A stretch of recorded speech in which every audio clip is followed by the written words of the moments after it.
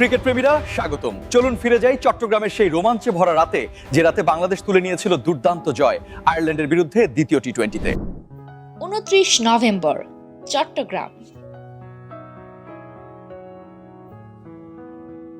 টসে জিতে Ireland batting শুরু করে আর শুরুতেই দ্রুত রান তোলে।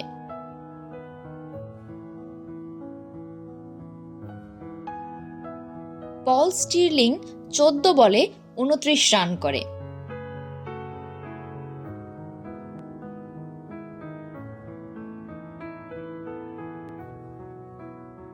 আর টিম টেক্টর করেন 25 বলে 38 রান।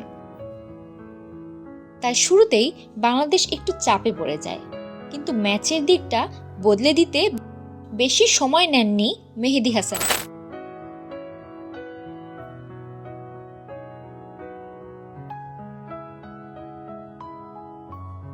তার দুর্দান্ত বোলিংয়ে তিনি তুলে নেন 3টি গুরুত্বপূর্ণ উইকেট। তার এই বোলিংয়ে আয়ারল্যান্ড থেমে যায় 20 ওভারে 170 রানে। 171 রানের টার্গেট কাগজে সহজ দেখালেও মাঠে ছিল বেশ কঠিন। শুরুর দিকেই পরে কয়েকটি দ্রুত উইকেট, চাপ বাড়তে থাকে বাংলাদেশের ওপর।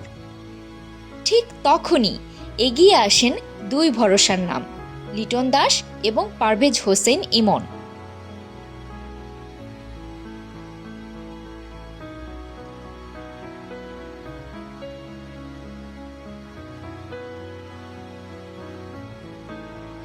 লিটন দাস করেন 37 বলে 57 রান এবং পারভেজ করেন 28 বলে 43 রান। বাংলাদেশ ফিরতে থাকে ম্যাচে, কিন্তু শেষের দিকে আবার নেমে আসে উত্তেজনা। প্রয়োজন দ্রুত রান, কিন্তু হাতে কম উইকেট। ঠিক এই সময় ঠান্ডা মাথায় দলকে পথ দেখান মোহাম্মদ সাইফুদ্দিন। তার সুনির্ভর ব্যাটিংয়ে বাংলাদেশকে 19.4 ওভারে এনে দেয় 174 রান 6 উইকেটে এবং নিশ্চিত হয় 4 উইকেটের দারুণ জয়।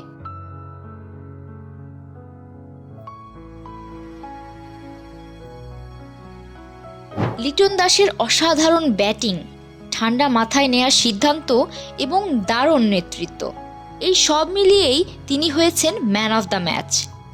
এই ছিল দ্বিতীয় টি-20-র উত্তেজনাময় গল্প। আপনার কাছে কার ইনিংস সবচেয়ে ভালো লেগেছে, লিটন দাস, পারভেজ হোসেন ইমন নাকি সাইফুদ্দিন? কমেন্টে জানাতে ভুলবেন না। ভিডিও ভালো লাগলে লাইক, শেয়ার আর সাবস্ক্রাইব করুন। পরের ম্যাচে আবার দেখা হবে ক্রিকেটের আরও নতুন গল্প নিয়ে।